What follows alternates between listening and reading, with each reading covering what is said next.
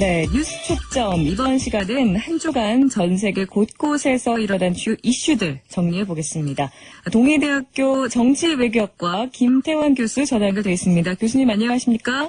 예, 안녕하세요. 네, 먼저 북핵 문제에 대해서 지난 한 주 동안 새로운 국면이 펼쳐지고 있습니다. 어떤 내용인지 좀 얘기해 주시죠. 지난주 22일에 리수영 북한 외무상이 뉴욕을 방문했었는데요. 네. 그때 AP통신과 인터뷰하는 중에 한미 합동 군사훈련을 중단하면 북한도 핵실험을 일시 중단할 수 있다. 이렇게 발표한 적이 있었거든요. 네. 그런데 어제 북한 외무성의 리태성 부국장이 리수영 외무상하고 북한으로 돌아가는 길에 북경에서 기자회견을 했는데 그때는 이거 다 무효다. 한미 합동 군사훈련을 중단해도 북한은 핵실험을 중단하지 않을 거다. 뭐 이렇게 다시 번복을 한 거거든요. 네. 그래서 애시당초 한국과 미국은 지금은 북한이 어떤 잘못한 행동에 대해서 제재에 집중해야 되는 시점인데 괜히 임시로 제재 국면을 피하기 위해서 그러는 거라고 일축을 했었거든요. 네. 그래서 일시적으로 중단을 핵실험을 하는 거는 별로 실익이 없고 괜히 한미 합동 군사훈련 때문에 핵을 개발한다는 북한의 논리에 말려 들어갈 수 있다는 그런 판단을 한 것 같아요. 그래서 네.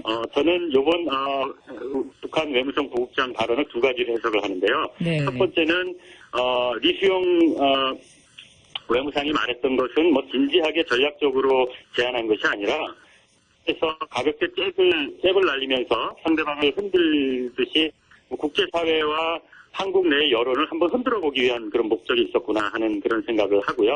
그리고 둘째는 핵실험을 또 하겠다. 이런 의지를 천명한 거라고 생각을 합니다. 그렇군요. 이 핵실험을 중단하지 않겠다는 의지를 표현한 거라 이렇게 말씀하시니까 마음이 더 무거워집니다. 정말 어떻게 또 핵실험을 하면 어떻게 해야 되는 건지, 경제 제재 수위를 여기서 더 높일 방법은 있는 건지도 궁금한데요. 현재 생각할 수 있는 거는요. 지금보다 더 한층 강화한다고 하면 대북 원유 수출을 차단한다거나 아니면 북한 국적 비행기의 영공 통과를 금지하는 거 이런 정도를 생각할 수 있는데요. 네. 원유는 국가에게 피 같은 거기 때문에 이를 차단하면 어느 나라고 오래 견디지 못합니다. 그리고 또 현재는 북한 선박의 입항을 금지하고 있는데 이거를 항공기까지 확대한다는 거니까 좀 더 고통스럽겠죠. 네. 그래서 이런 제재안들을 한미인 3국이 지난 19일 서울에서 있었던 외교 차관급 회의에서 만일에 북한이 5차 핵실험을 강행하면 러시아나 중국을 좀 더 압박해서 강력히 요구해서 이런 것들을 관철시키겠다. 그렇게 합의를 했다고 아사히 네. 신문이 지난주에 말을 했습니다. 근데 여전히 중국이 관건입니다. 네. 최근 북중 접경에서는 공식적인 당국의 교류는 상당히 축소됐지만 민간 차원에서의 비공식 교류는 오히려 늘어나고 있다는 그런 보도들이 많이 있거든요. 네. 이 접경 지역은 조선족들이 많아서 북한 주민이 같은 민족으로서 어려움을 호소하면 외면하기 힘든 그런 환경입니다. 그래서 북한 주민을 돕겠다는데 조선족들을 강력하게 이렇게 단속하고 그러면 괜히 불필요하게 조선족의 소수민족의 원성을 살 수도 있는데 중국 당국이 그렇게 그럴 필요는 없을 것 같습니다. 네. 그래서 5차 핵실험을 하면 더 강력한 제재를 논의는 하겠지만 그 실효성이 여전히 의문표가 남을 수밖에 없습니다. 네. 그런 와중에 또 실패다 성공이다 말은 많지만 지난 23일 동해상에서 북한이 잠수함 발사 탄도미사일 실험을 했습니다. 이런 상황은 북핵과 관련해서 또 어떻게 바라봐야 될까요? 핵을 실었건 실지 않았건 어떤 지상에서 발사하는 미사일은 발사 예측 지점을 항상 감시하고 있기 때문에 미리 감지가 됩니다. 그런데 수중에서 발사하면 어디서 발사했는지 알 수가 없거든요. 대비나 요격할 시간이 짧다는 거죠. 예를 들면 부산 앞바다에서 미사일을 발사할 수도 있다는 겁니다. 그래서 실전 배치되면 아주 치명적인데요. 전문가들은 수년 내에 북한이 실전 배치가 가능하다고 예측을 하고 있기도 합니다. 그래서 이에 대비하려면 또 북한의 잠수함을 또 더 면밀히 감시할 수 있는 그런 시스템을 구축해야 되는데 여기에 또 천문학적인 또 비용이 들겠죠. 네. 아니 이렇게 천문학적인 비용이 드는 상황인데 도대체 왜 북한은 이런 도발을 계속 하는 건지도 궁금한데요. 왜 그러는 겁니까? 제 생각에는 그게 독재 체제이기 때문에 그렇습니다. 모든 정치 집단은 집권을 목적으로 하고 집권하면 또 권력을 잃고 싶지 않거든요. 김정은 정권도 어떤 희생을 치르더라도 수단과 네. 방법을 가리지 않고 정권을 유지하고 싶을 텐데요. 이 어려운 걸 해내기 위해서는 북한이 민주화돼야 되는 겁니다. 근데 뭐 민주화가 요원하기 때문에 제 생각에는 두 가지 선택이 남는다고 생각을 합니다. 첫째는 김정은 정권을 붕괴해서 정권을 교체하든지 아니면 자신의 정권 보장을 받으면서도 북한 경제를 부흥시켜서 주민들의 삶을 나아지게 할 수 있다고 김정은을 설득해서 또 그렇게 네. 행하게 만드는 겁니다. 그래서 더 늦기 전에 이 둘 중 하나를 분명히 선택해서 강력하게 정책을 펼쳐나가야 된다고 생각을 하고요. 우리 정부가 뭐 그렇게 하고 두 가지 시나리오 다 준비하고 있다고 믿습니다. 네. 문제는 국내 여론이 이에 대한 공감대가 있어야 한다고 생각을 합니다. 그래야 정권에 상관없이 북한 문제에 있어서만큼은 하나가 될 수 있거든요. 논란이 좀 시끄럽더라도 이제는 좀 공론화를 해야 하지 않을까 그런 생각이 듭니다. 네.